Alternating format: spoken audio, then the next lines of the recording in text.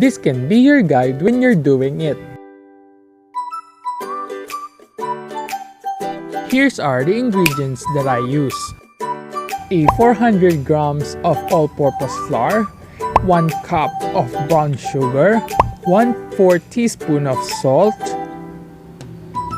1 teaspoon of instant yeast, 1 egg that have a room temperature, 1 can of warm milk, 2 tablespoons of butter, and cooking oil for frying.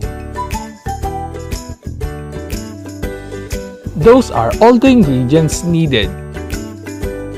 Let's get started.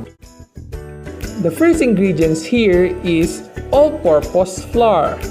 This kind of flour is already sifted and enriched. This is used for all your baking and cooking needs. And also, this kind of flour is already measured in 400 grams. Just give a whisk in the bowl because on what I do, the flour is being erased.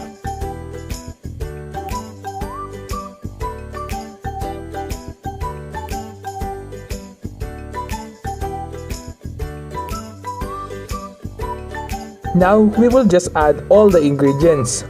1/4 cup of brown sugar, 1 teaspoon of instant yeast, 1/4 teaspoon of salt, a 1 egg that have a room temperature, and lastly, add a evaporated milk. The way I do is add more milk if needed. Now you will just do is mix it properly.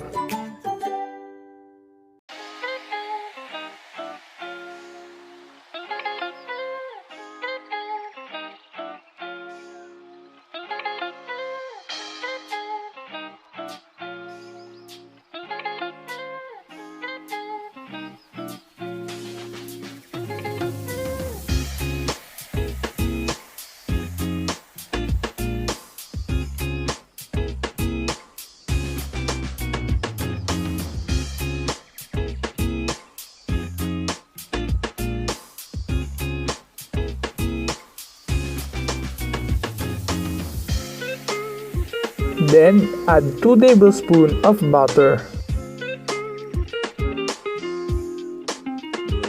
Spread the butter in the dough and continue kneading.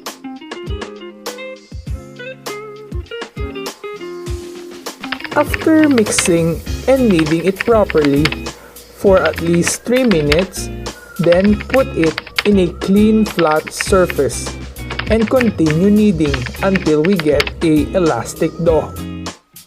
Now we will just continue kneading in a flat surface.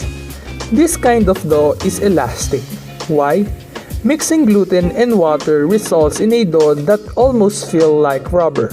Wheat flour contains 6 to 12% gluten, enough to provide a gluten network that holds the carbohydrates together.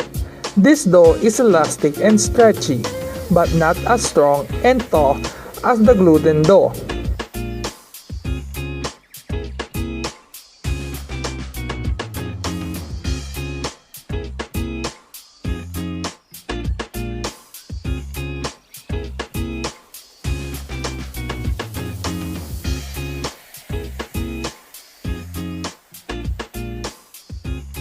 Before we put the dough in the bowl, we must put a cooking oil first in the grease bowl. Then, cover it with a plastic wrap or a towel.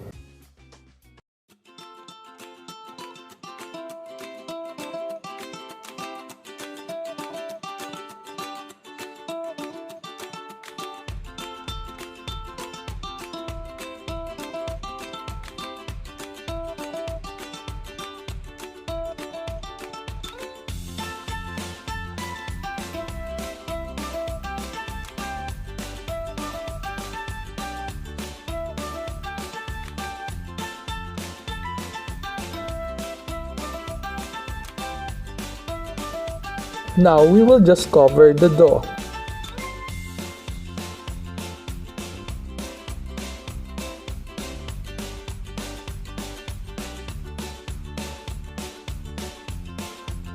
Let it rest for at least 1 to 2 hours in a warm place until it doubles the size of the dough. As we can see, the yeast is activated. Now we will just do first is to prepare all the equipment needed in the cutting of the dough into a donut shape. If you don't have a donut cutter in your house, you may use a large and small circular cup to cut the dough into a donut shape. If you don't have rolling pin, instead of buying, use a round bottles in your house to flatten the dough. Now we will just impose a flour in a clean flat surface so that the dough will not be stick.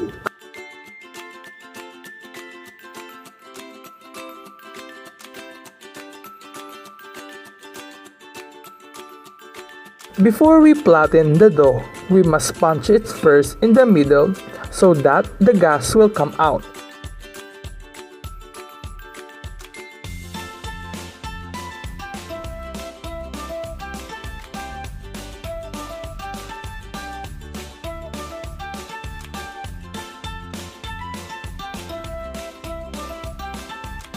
Now we will start flattening the dough.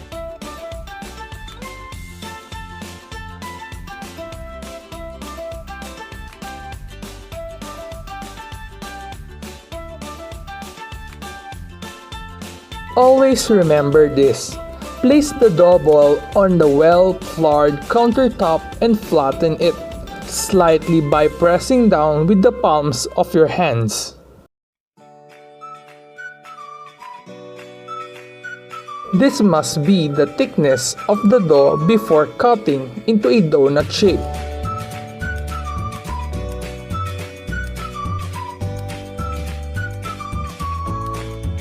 Now we will just cut the dough.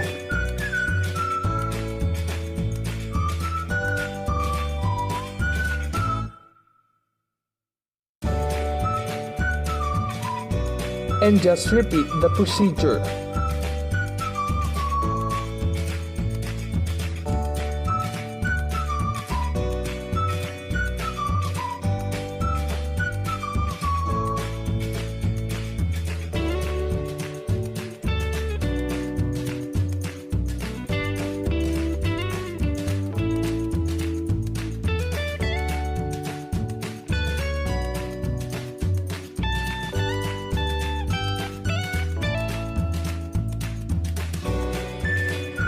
After we are done in cutting the dough, we must cover it with a plastic wrap so that they can rest for at least 20 to 30 minutes.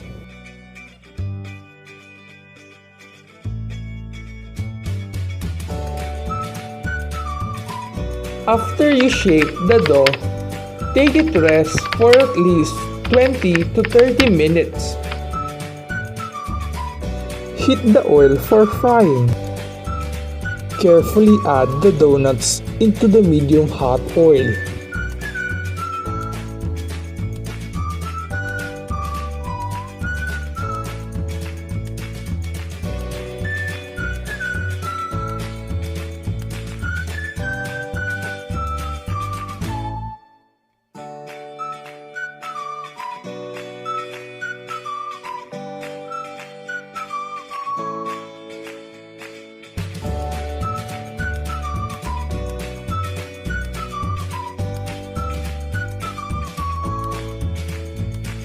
Fry until they turn golden brown.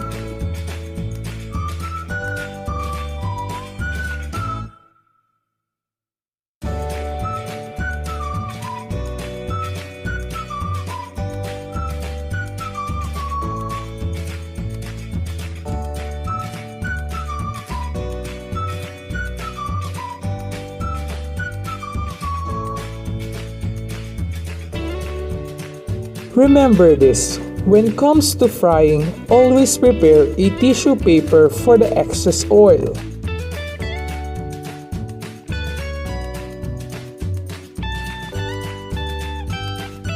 Well done! This is our finished product.